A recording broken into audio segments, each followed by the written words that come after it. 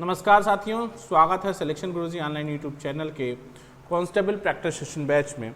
और वो कांस्टेबल के एग्ज़ाम्स जो सभी स्टेट लेवल्स के एग्ज़ाम में कांस्टेबल के एग्ज़ाम में सवाल पूछे जाते हैं, सेंट्रल गवर्नमेंट्स के जो भी कांस्टेबल लेवल के एग्ज़ाम होने हैं, उन सब के एग्ज़ाम के पॉइंट ऑफ व्यू से हम एक सीरीज़ लेके आते हैं आपके लिए सवालों की, जो कांस्टेबल लेवल के एग्ज़ाम। क्योंकि सबसे ज़्यादा प्रॉब्लम क्या होती है ना, जब बच्चा बुक खोलता है तो उसको ये नहीं समझ आता क्या पढ़ना है क्या छोड़ना है।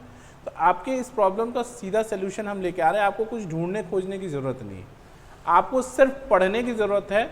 आपको आपके कांस्टेबल लेवल के एग्ज़ाम के में किस तरह के क्वेश्चन आते हैं, मैथ्स हो गया, जीएस हो गया और रीजनिंग हो गया, ये तीनों सिलेक्शन गुरुजी पर सुबह 6 बजे, 7 बजे और 8 बजे चल रहे हैं।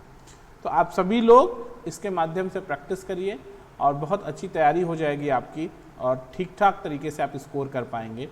तो बढ़ते हैं आगे, मोटिवेशनल कोट के साथ स्टार्ट करते हैं कि सफलता हासिल करनी हो तो मेहनत की भट्टी में आपको जलना ही पड़ेगा। देखो यार, सक्सेस का कोई शॉर्टकट नहीं है, सक्सेस का रियली कोई शॉर्टकट नहीं है, ठीक है ना। आज आप चाहे जिसको जितनी भी बड़ी ऊंचाई पर देखते हो, उसके पीछे का जो संघर्ष है, पीछे की जो उसकी तपस्या है, उस पर अध्ययन करने की ज़रूरत है, उस लेवल का काम करने की ज़रूरत है, उस लेवल का मेहनत करने की ज़रूरत है। ठीक है, बढ़ते हैं क्वेश्चंस की ओर। पहला क्वेश्चन है आज का कि 12 रुपये प्रति लीटर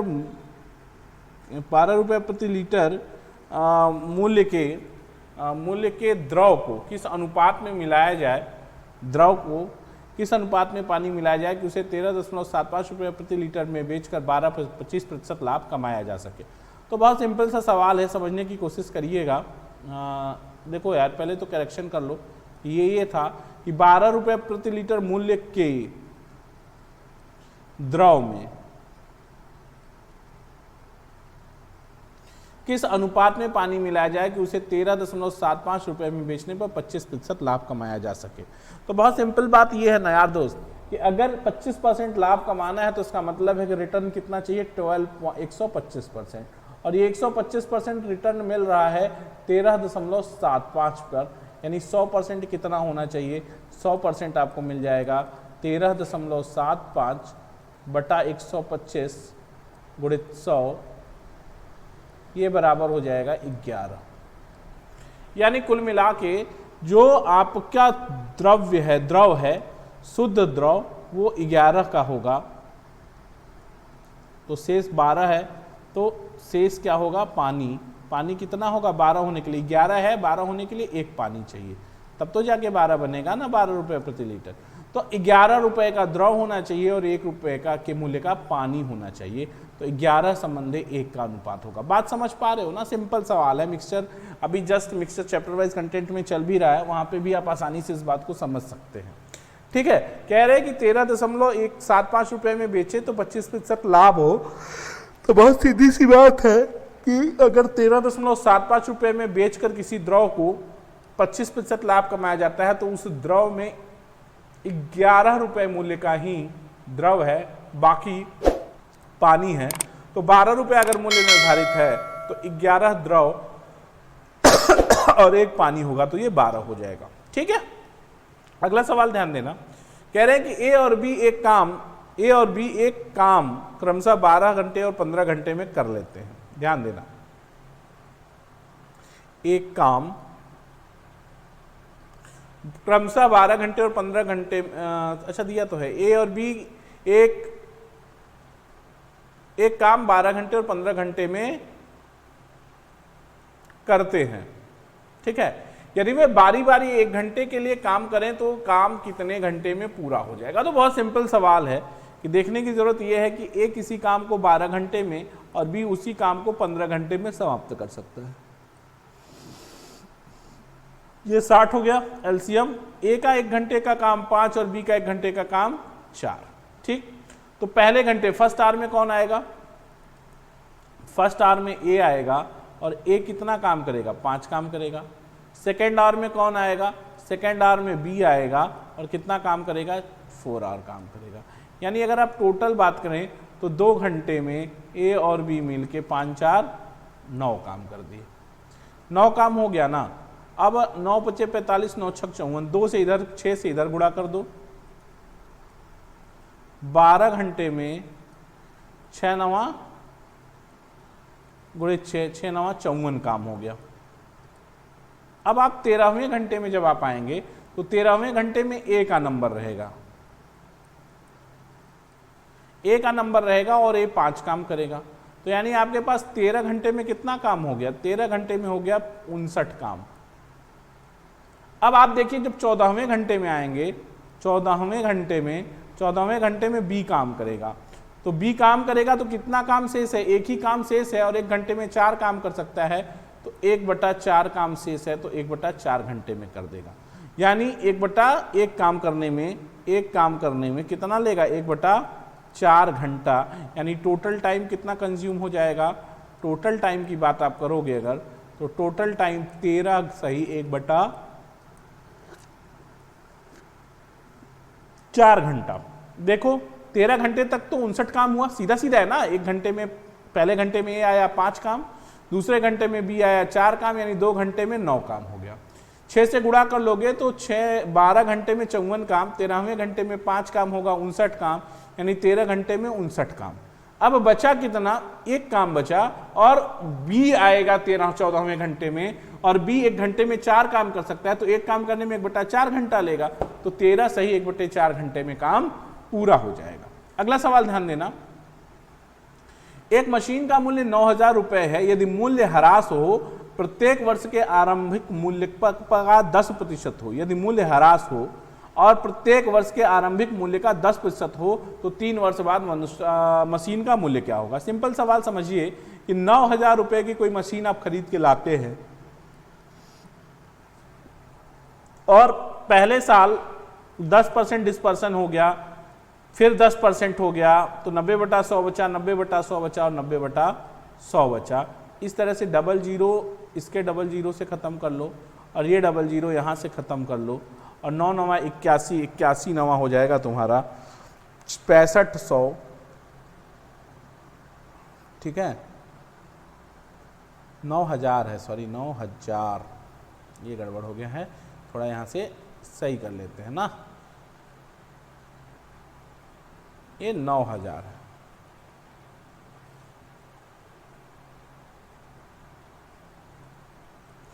तो 3 उधर से 0 और 3 इधर से 0, 81 खत्म हो गया, तो 6,561 रुपया आपका मूल्य आ गया 3 वर्ष बाद। ठीक, अगला सवाल है, एक व्यक्ति, ध्यान देना बहुत सिंपल सा सवाल है, इस सवाल को करने की कोशिश करिएगा, बहुत सिंपल सवाल है। एक व्यक्ति जो है 25,220 रुपए उधार लेता है और उसे 5% वार्षिक चक्रवृद्धि ब्याज पर 3 बराबर वार्षिक किस्तों में पहले, दूसरे और तीसरे वर्ष में चुकाने का वादा करता है। एक किस्त कितने रुपए की होगी? बहुत सिंपल सवाल है, समझने की कोशिश करना दोस्त, बहुत सिंपल सा सवाल है। ये जो है इंस्टॉलमेंट का क्वेश्चन बनता है, और यहां से कैसे आप इसको कर पाओगे? देखो इसका रूल है। रूल क्या है? वो ये है कि आप देखो 5% का क्या मतलब है दोस्त? 5% का मतलब है 1/20, या 1+R% का मतलब हो गया 1 + 1/20 बराबर 21/20।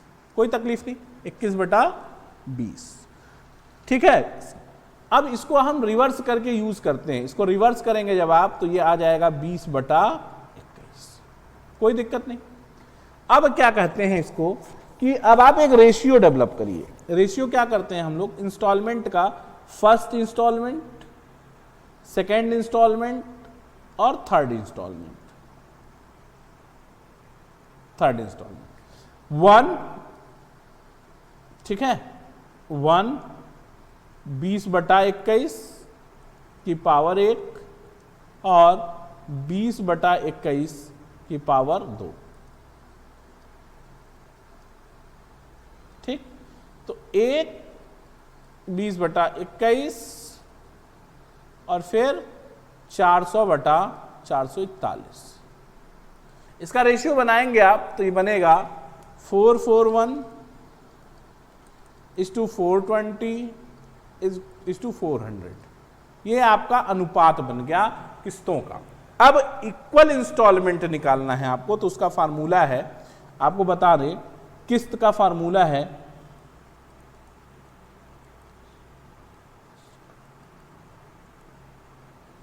इंस्टॉलमेंट इज इक्वल टू होता है अमाउंट, जो राशि उधार ली है, गुणित बड़ा अनुपात बटा अनुपातों का योग,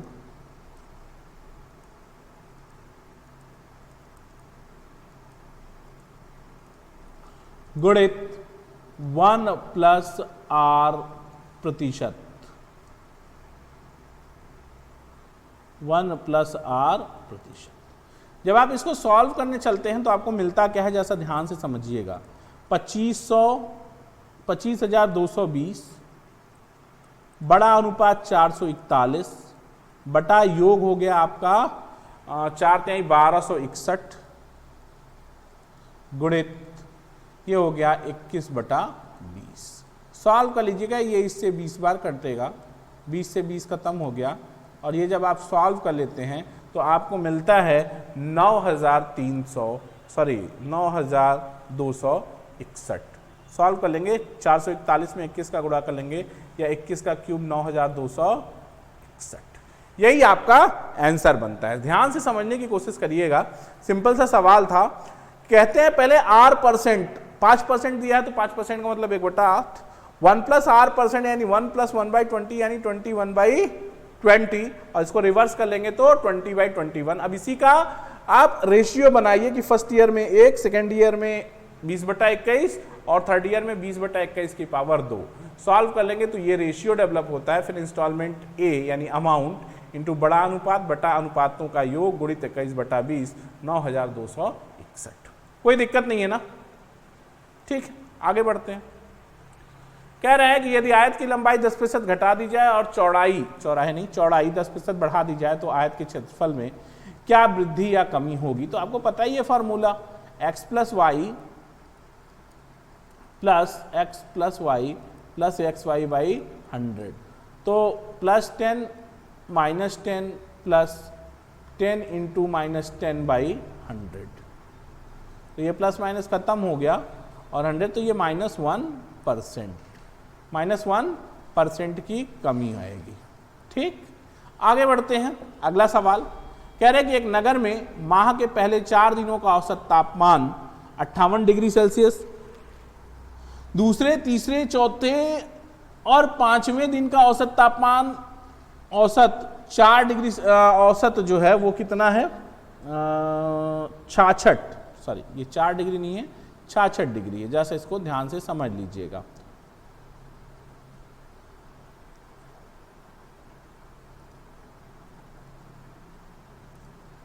ठीक है, ये 4 नहीं है, ये 66 है। ध्यान से 66 डिग्री सेल्सियस था। यदि चौथे और 5वें 4 और 5 दिन का तापमान 7 संबंधी 11 के अनुपात में है तो 5वें दिन का तापमान। देखो पहले क्या करते हैं, कह रहे हैं कि पहले 4 दिन, यानी मान लो पहला 4 दिन 1, 2, 3, 4 बराबर 58 गुणित 4, 4 बटे 32 की 2 हासिल 3, 4 पंजे 20, 3 23। कह रहे हैं दूसरे, तीसरे, चौथे और 5वें, दूसरा, तीसरा, चौथा और 5वां कितना है, 66 गुणित 4 बराबर 264। सॉल्व कर लीजिए, घटा लेंगे, 2 2 2 3 3 4 4 खत्म हो जाएगा, और 5 - 1 कितना आ जाएगा, 5 - 1 आ जाएगा 32। कह रहे हैं कि यदि 4 और 5,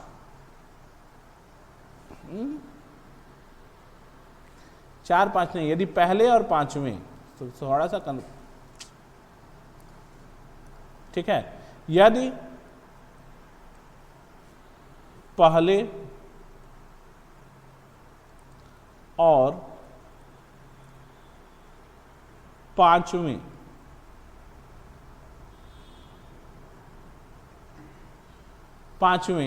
दिन का तापमान 7 संबंधी 11 के अनुपात में है, तो 5वें दिन का, देखिए अंतर यहां दे रहे हैं ना, 5 और 1 का अंतर क्या दे रहे हैं, 4, तो 4 भाग बराबर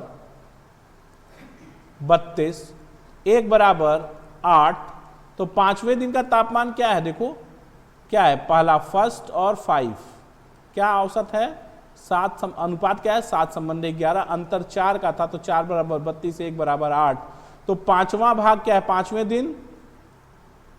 5वें दिन क्या है, 8, 11 है, यानी 5वें दिन तापमान 88 डिग्री सेल्सियस होगा, यानी बी ऑप्शन सही है। ठीक है, समझ रहे हो ना, कोई दिक्कत तो है नहीं, इतनी बात नहीं, सिंपल सा सवाल है। अगला क्वेश्चन ध्यान देना कि दो नल एल और एम एक टंकी को 6 घंटे और 6 मिनट और 8 मिनट में भर सकते हैं। यदि दोनों नल एक एक करके 1-1 मिनट के लिए खोले जाएं तो उस टंकी को भरने में कितना समय लगेगा। सिंपल वैसा ही सवाल है जैसे वो काम का सवाल था, कर लोगे। चलो देख लेते हैं कैसे करोगे। एल है 6 मिनट में भर रहा है और एम भर रहा है 8 मिनट में। एलसीएम हो जाएगा 24, यानी एल का 1 मिनट का काम 6 चौके 24 और एम का 1 मिनट का काम 3, यानी दोनों मिल जाएं तो हर 2 मिनट में 7 भर जाएगा, यानी 7 तरीके 21, 6 मिनट में 21 भर जाएगा और शेष बचेगा 3। 7वें बार 7 मिनट में भर जाएगा क्या ये, हाँ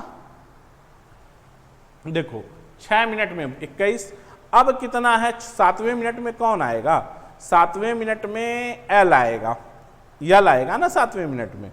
तो 7वें मिनट में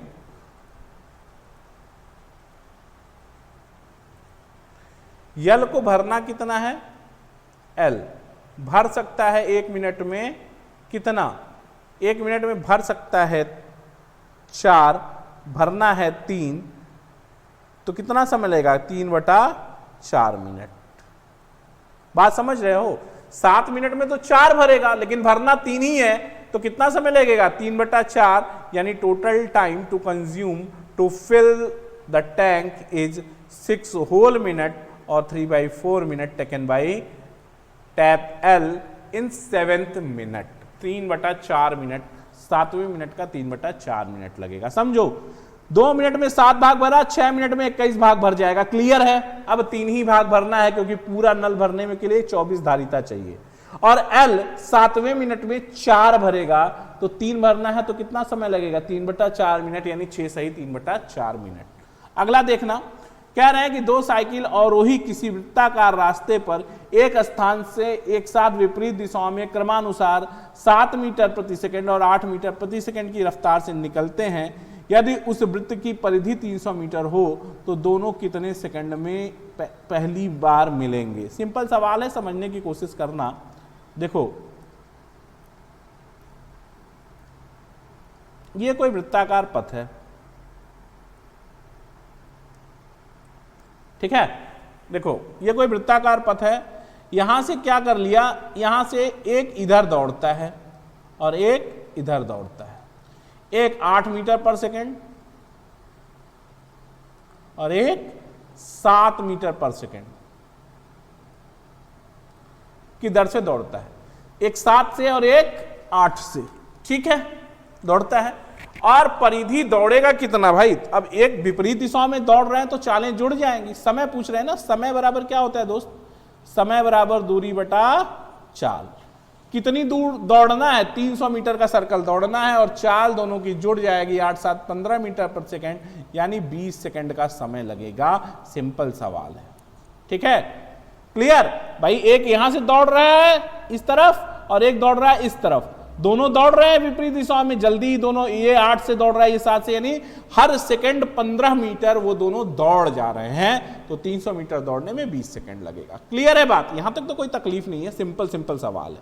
अगला क्वेश्चन है कि 15,200 रुपए की एक राशि 2 भागों में विभाजित की जाती है। चलो मान लिया पहले भाग पर 25% की वार्षिक दर से साधारण ब्याज, दूसरे भाग पर 13% की वार्षिक दर से साधारण ब्याज के बराबर है, प्रत्येक भाग का ब्याज क्या होगा। सिंपल सवाल समझने की कोशिश करो दोस्त। 15,200 रुपया है, 15,200 रुपया है। मान लिया 1/P है, इसका P का 25% बराबर है Q के 13% के। यही मामला है ना। तो P बटा Q कितना हो गया यार? P बटा Q हो गया 13/15। यानी उस रुपए को 13 संबंधे 15 के अनुपात में बांटा गया है। तो 13-15 कितना हो गया? 15 10 25 3 28 भाग बराबर, या यूं यहां पे लिख लीजिए, थोड़ा क्लियर हो जाएगा। P संबंधे Q बराबर 13 संबंधे 25, यानी 13 25 38 भाग बराबर 25 10 13 15 ना, सॉरी 25 है, ठीक है, 13 और 25 होगा। तो 25 13 38, 38 भाग बराबर 15,200। तो 1 भाग बराबर 4 बार जाएगा 400। ठीक, तो P कितना है भैया? P 13, देखो यहां आओ, P 13 Q 25, 1 बराबर 400, तो 13 बराबर 13 चौका P बराबर 13 गुणित 400 बराबर 5200। अब इसका ब्याज पूछ रहे, तो साधारण ब्याज बराबर तो प्रत्येक भाग का ब्याज। अब इस पर कितना चाहिए उनको? P पे, P पर चाहिए 25%, पहले भाग पर 25% चाहिए, यानी 25/100 ब्याज चाहिए। 13 चौका 52, 1300 ब्याज हो गया। 1300 नहीं दे रहे हैं, 1300 ब्याज होगा। क्या होगा? 1300 रुपए इसका ब्याज होगा। ये बी ऑप्शन गलत टाइप है, यही 1300 है, ये ऑप्शन सही है। तो आपका ब्याज कितना हो गया? 1300। टाइपिंग का एरर थोड़ा बहुत बना रहता है, बहुत सारा टाइपिंग करना रहता है, इसलिए कहीं कुछ दिक्कत हो, मिस्टेक हो तो मैं करेक्शन कर ही देता हूं आपके लिए। ठीक है, तो ये 1300 रुपए का आपका अंतर है। अब देखो इसको फिर से समझ लो। 15,200 को मान लिया 2 भाग में बांटा गया, P भाग में और Q भाग में। P का 25% Q के 13% के बराबर है, यानी P बटा Q 13/25 है, यानी P संबंधे Q 13 संबंधे 25 है, यानी P Q 13 और 25 है। तो P बराबर हो गया 13, 1 भाग बराबर 13 25 38 बराबर है 15,200 के, तो 1 बराबर 400 के। तो P 13 बराबर 13 चौका 5200 के, और इसका 25% निकालोगे 1300। यही ब्याज Q का भी आएगा, क्योंकि दिया है सवाल में कि दोनों का ब्याज बराबर है। आगे बढ़ूं, कोई दिक्कत? अगला सवाल है कि एक विद्यालय में 720 छात्र हैं, इसमें लड़के और लड़कियां 7 संबंधे 5 के अनुपात में कितनी लड़कियों को और शामिल किया जाए कि दोनों का अनुपात 1 संबंधे 1 हो जाए? ध्यान देना, 720 छात्र हैं, 7 5 12 बॉयज गर्ल्स, 7 बॉयज तो 5 गर्ल्स, 7 5 12, 12 छाक 72, 60 हुआ, 6 7 42, 420 लड़के हो गए, तो 300 लड़कियां हो गई। तब कह रहे हैं कि कितनी लड़कियां और आ जाएं कि अनुपात 1 संबंधे 1 हो जाए, यानी बराबरी का मामला हो जाए। तो 300 लड़कियां हैं, 120 लड़कियां और आ जाएं तो 420 हो जाएगा। तो 120 और लड़कियों को लाने की जरूरत है अनुपात को 1 संबंधे 1 करने के लिए। ठीक है, आगे बढ़ते हैं। अगला क्वेश्चन है कि एक वृत्त की परिधि और उसके व्यास का अंतर 60 सेंटीमीटर है, तो वृत्त की त्रिज्या क्या है? सिंपल सवाल है, समझने की कोशिश करिएगा। यह है व्यास,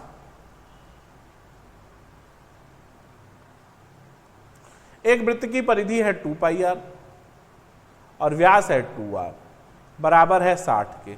तो त्रिज्या पूछ रहे हैं r, 2r कॉमन ले लो, पाई का मतलब 22/7 माइनस 1 बराबर 60, 2 2 से खत्म 30, और यहां पे हो गया 15/7, क्या पूछ रहा था? त्रिज्या r बराबर 30, या 15 दूनी 30, 7 दूनी 14, r बराबर 14 सेंटीमीटर। कोई तकलीफ नहीं, कर लेंगे। अगला सवाल ध्यान देना कि क्रमवार छूट 10%, 10%, 10% के तुल्य एकमात्र कटौती क्या है? ठीक है, तो देखो 10%, 10%, 10% के तुल्य एक कटौती क्या है? तो पहला ऑप्शन है 30%, संभव ही नहीं है, 30% से कम ही होगा। दूसरा ऑप्शन है 10% हो नहीं सकता। तीसरा ऑप्शन इसमें गलत टाइप है, इसको सही कर लीजिए। तीसरा ऑप्शन दे रहे हैं ये कि ये 72 होगा, 72.9%, ये भी नहीं हो सकता। और तीसरा ऑप्शन ये भी, चौथा ये भी गलत लिखा है इसमें 27.1%। अब देखो हीट एंड ट्रायल से ऑप्शन टिक कर दो। अगर क्रमवार छूट 10 10 10 10 है तो आंसर हमेशा 30% से कम आएगा। पहला ऑप्शन 30% है, हो नहीं सकता। दूसरा 10, इतना कम हो नहीं सकता। और तीसरा है 72.9, ये हो नहीं सकता। यही चौथा ऑप्शन 27.1 करेक्ट ऑप्शन है। हीट एंड ट्रायल से ऑप्शन से ही क्वेश्चन टिक हो जाएगा। अगला क्वेश्चन, यदि 7 के 3 लगातार गुणजों का योग 777 है तो सबसे छोटा गुणज। सिंपल सवाल समझने की कोशिश करिए। 7 के प्रथम 3 गुणज, मान लिया नहीं, 7 के 3 लगातार गुणज, मान लिया पहला गुणज 7x, दूसरा गुणज लगातार है तो 7x+1, और फिर तीसरा है तो 7x+2, और ये बराबर है 7 7 7 के। 7 कॉमन ले लो, 7 कॉमन हो गया तो x + x+1 + x+2 is equal to 7 7 7। ये बराबर हो जाएगा 1 1 1, यानी 3x+3 इज इक्वल टू 1 1 1, या 3x इज इक्वल टू 108, या x इज इक्वल टू 36। कह रहे हैं सबसे छोटा गुणज, तो सबसे छोटा गुणज 7x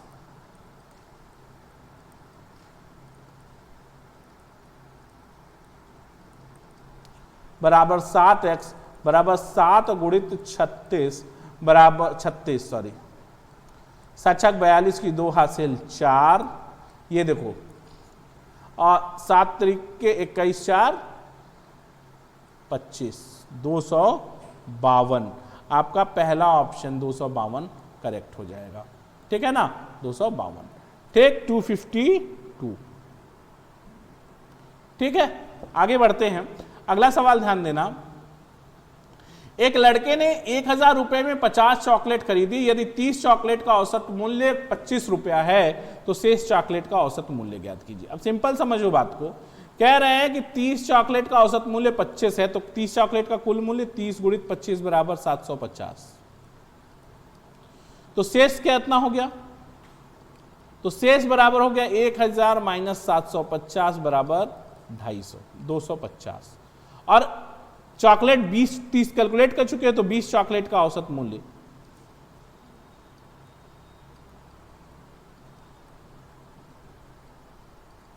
बराबर 250 बटा 20 यानी 12.5। 12.5। यहां तक कोई दिक्कत नहीं है ना? यहां तक कोई तकलीफ हो तो बताओ। सब सही है? आगे बढ़ा जाए। कह रहे हैं 30 चॉकलेट का औसत मूल्य 25 है, तो 30 चॉकलेट का मूल्य कितना हो गया? 750। अब 1000 में से 750 घटा दिया तो 250 ही तो बचा, और चॉकलेट बच गए 20, तो शेष चॉकलेट 20, शेष 20 चॉकलेटों का, शेष 20 चॉकलेट का औसत 250 बटा 20 12.5। अगला क्वेश्चन कह रहा है कि सेव के मूल्य में 20% की कमी होने पर एक आदमी 4000 रुपए में 16 किग्रा अधिक सेव खरीद सकता है। सेव का कम हुआ प्रति किग्रा मूल्य कितना है? तो देखो यार, सीधी सी बात है कि 4000 रुपए का 20% कितना हो गया?